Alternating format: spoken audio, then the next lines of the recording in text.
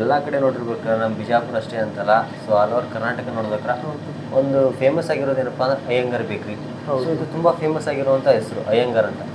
ನಿಮಗೆ ನಿಮ್ಮ ಒಂದು ಪ್ರೀತಿ ಬೇಕ್ರಿ ಅಂತಿದೆಯಲ್ಲ, ಸೊ ಅದಕ್ಕೂ ಇದಕ್ಕೂ ಯಾವ ಥರ? ನಂದು ಆ್ಯಕ್ಚುಲಿ ಎಲ್ಲ ಪ್ರತಿಯೊಂದನ್ನು ಯೂಸ್ ಮಾಡೋದು ನಾವು ನ್ಯಾಚುರಲ್ ಐಟಮ್ಸು, ಯಾವ್ದು ಕೆಮಿಕಲ್ ಇಲ್ಲ, ಯಾವುದೇ ಥರದ್ದು ಇದು ಇಲ್ಲ. ಆಮೇಲೆ ಕ್ವಾಲಿಟಿಗೆ ಮಾತ್ರ ಪ್ರಾಮುಖ್ಯತೆ ಕೊಡ್ತೀವಿ. ಇವಾಗ ಏನೋ ದುಡ್ಡು ಬರುತ್ತೆ, ದುಡ್ಡಿಗೋಸ್ಕರ ಬರೀ ನಾವು ವ್ಯಾಪಾರ ಮಾಡೋದು, ಆಮೇಲೆ ದುಡ್ಡಿಗೋಸ್ಕರ ನಾವು ಯಾವಾಗಲೂ ಇದನ್ನು ಮಾಡಲ್ಲ.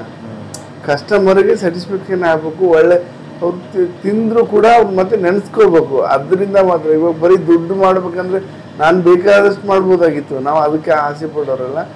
ಎಲ್ಲರೂ ಚೆನ್ನಾಗಿ ಬದುಕು, ತಿಂದಿರೋರು ನಮ್ಮ ಹೆಸರು ಹೇಳಬೇಕು. ಅದಕ್ಕೋಸ್ಕರ ಏನು ದೇವ್ರ ದಯಿಂದ ಈ ಪೊಸಿಷನ್ ಅಂದರೆ ನಮ್ಮದು ಲೋಕಲ್ ಜನಗಳ ತಕ್ಕಂತೆ. ಯಾಕಂದ್ರೆ ನಾವು ಮುಟ್ಟಿ ಬೆಳೆದಿರೋದು ಇಲ್ಲಿ.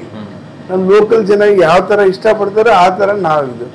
ಅಯ್ಯಂಗಾರ್ಸ್ ಅವ್ರು ಇಷ್ಟಪಡೋದು ಅವ್ರದ್ದೊಂದು ಇದನ್ನೇ ಬೇರೆ ಇದೆ. ಅವ್ರಿಗೂ ನಮಗೂ ಲಾಟ್ ಆಫ್ ಡಿಫ್ರೆಂಟ್.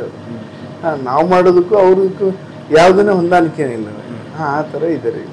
ಜನ ಯಾಕೆ ಜಾಸ್ತಿ ಅಯ್ಯಂಗಾರ್ ಬೇಕ್ರಿನ ಇಷ್ಟಪಡ್ತಾರೆ? ಅದು ಏನು ಅಂದ್ರೆ ನೋಡಿ ಹೆಂಗಂದ್ರೆ, ಇವಾಗ ಜನಗಳ ತಲೆಯಲ್ಲಿ ಅಯ್ಯಂಗಾರ್ ಬೇಕ್ರಿಯಲ್ಲಿ ಇದು ಆ ಸ್ಮೆಲ್ ಚೆನ್ನಾಗಿ ಬರುತ್ತೆ. ಆ ಸ್ಮೆಲ್ಲಿಂದ ಏನಾಗುತ್ತೆ ಅಂತ ಯಾರು ಇದನ್ನ ಮಾಡಲ್ಲ. ಇವಾಗ ನೋಡಿ ನನ್ನ ಬೇಕ್ರಿಯಲ್ಲಿ ನಿಂತ್ಕೊಂಡು ನೋಡಿ, ಅಯ್ಯಂಗಾರ್ ಬೇಕ್ರಿ ಎದುರುಗಡೆ ನನ್ನ ಅಂಗಡಿ ಎದುರುಗಡೆ ನಿಂತ್ಕೊಂಡು ನೋಡಿ, ನಿಮ್ಗೆ ಸ್ಮೆಲ್ ಬರುತ್ತಾ? ನೀವು ಅಯ್ಯಂಗಾರ್ ಬೇಕ್ರಿ ಎದುರುಗಡೆ ನಿಂತ್ಕೊಂಡು ನೋಡಿ, ಸ್ಮೆಲ್ ಬರುತ್ತೆ. ಯಾಕಂದ್ರೆ ಅವ್ರು ಯೂಸ್ ಮಾಡೋ ಸ್ಮೆಲ್ ಬಂದ್ರೆ ಜನಗಳನ್ನ ಅಟ್ರಾಕ್ಷನ್ ಮಾಡ್ಕೊಳ್ಳೋಂತ. ಇವಾಗ ನೀವು ಹೋಟ್ಲಲ್ಲಿ ಹೋಗ್ತೀರಾ, ದೋಸೆ ಸ್ಮೆಲ್ ಬಂದ್ರೆ ಅಯ್ಯೋ ಇಲ್ಲಿ ದೋಸೆ ಇದೆ, ದೋಸೆ ತಿನ್ಬೇಕು, ಈ ಥರ ಜನಗಳಿಗೆ ಇದು ಆಗುತ್ತಾರೆ.